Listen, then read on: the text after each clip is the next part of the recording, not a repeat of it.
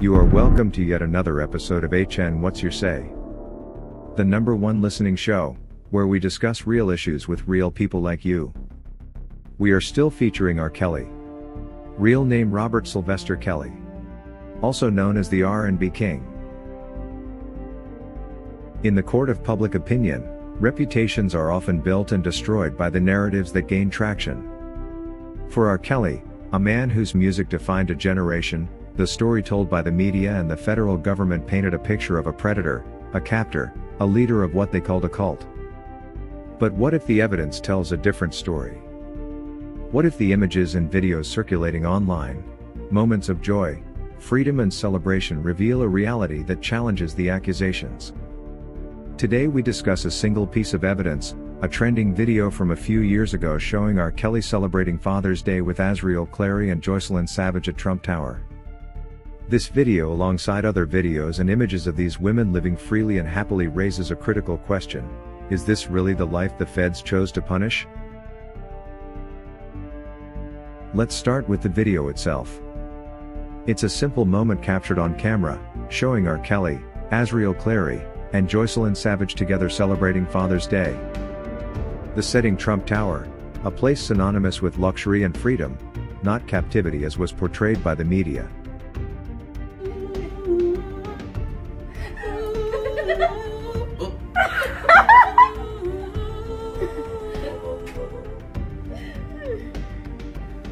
Hear he, hear he, the king lives. Call it a halo. All right, we're gonna place the crown here. Okay. We're gonna continue to cut this cake. Okay. Thank you, Joycelyn. Now you will get the first piece here. Okay. Okay. And then we're gonna continue on to Joycelyn. Wow. I could just eat it. Wow, look at your cake.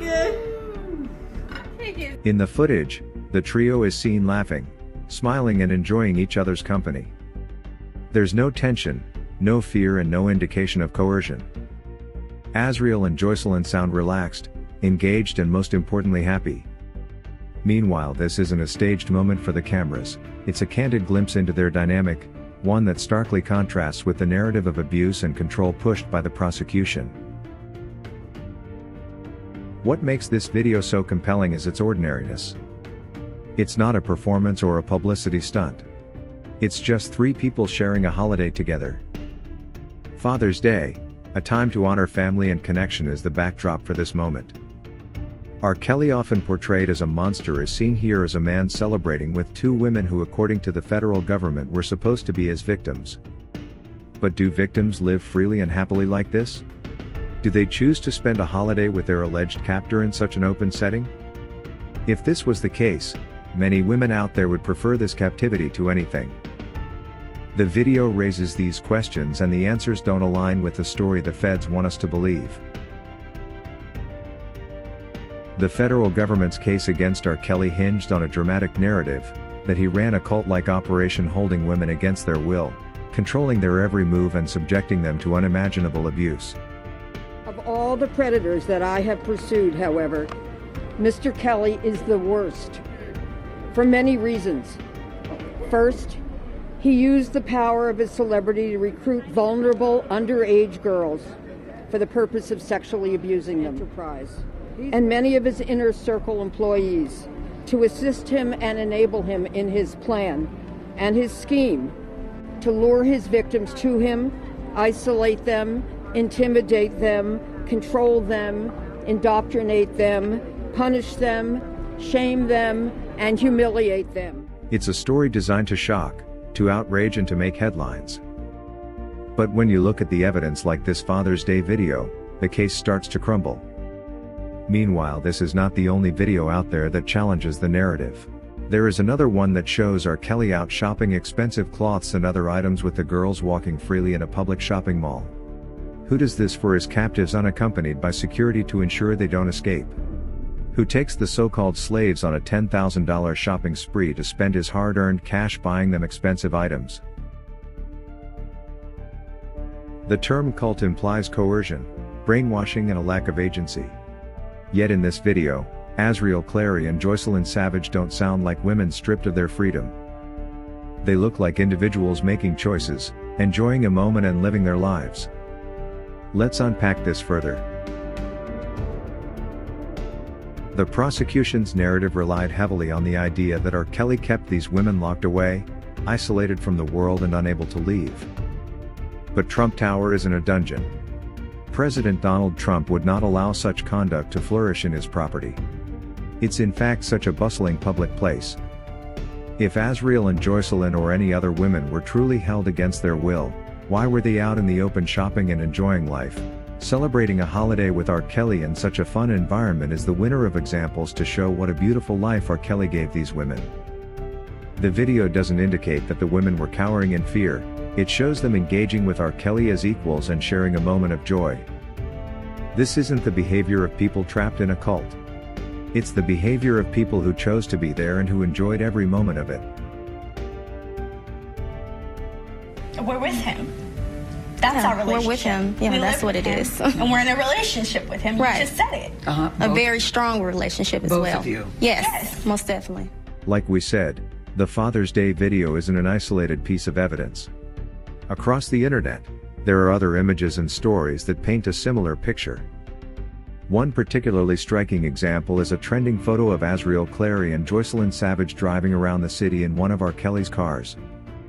Let's think about that for a moment. Driving a car requires freedom, autonomy and trust. If these women were truly captives and being trafficked as alleged, why would they be given the keys to a vehicle? And why would they be allowed to navigate the city on their own, free to go wherever they pleased? This image is powerful because it directly contradicts the idea that R. Kelly held anyone against their will. The prosecution's case rested on the notion that these women were prisoners unable to escape his control. But prisoners don't drive around in luxury cars exploring the city without supervision. Prisoners don't have the freedom to leave if they wanted to, and yet in this photo, Azriel and Joycelyn clearly had that freedom. They could have driven away, left the situation and never looked back. But they didn't. They chose to stay and to live their lives alongside R. Kelly.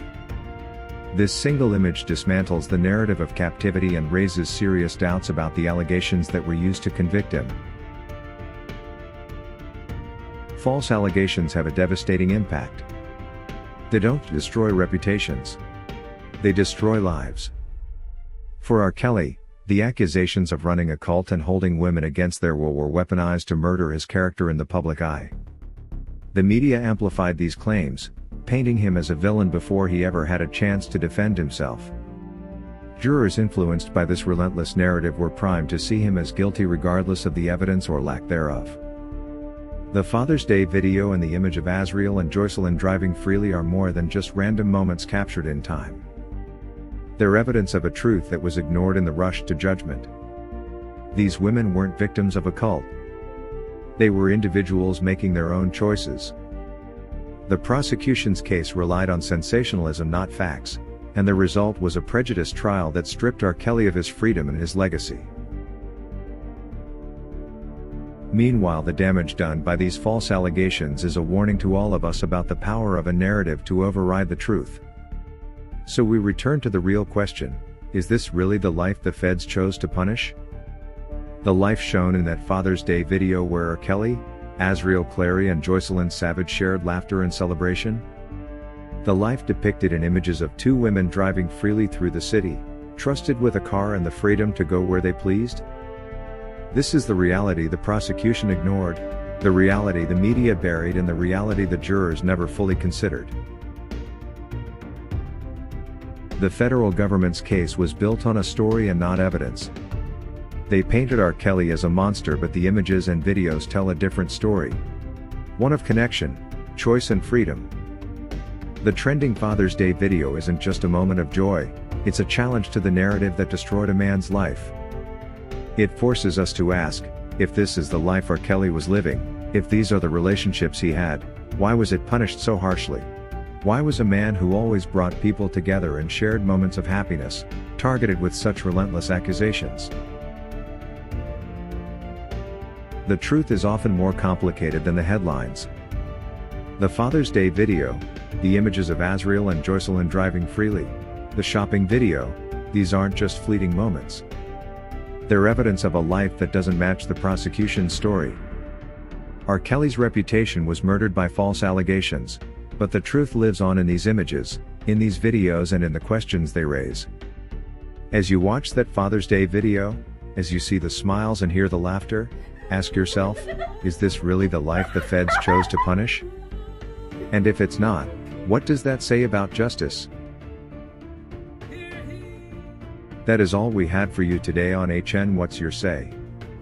To keep updated whenever we post a new video, subscribe to this channel now. Also remember to hit the bell icon and enable notifications. And feel free to share your opinions with us in the comment section below, and let us know if you would like us to publish your views in our next release. We value all our subscribers' opinions.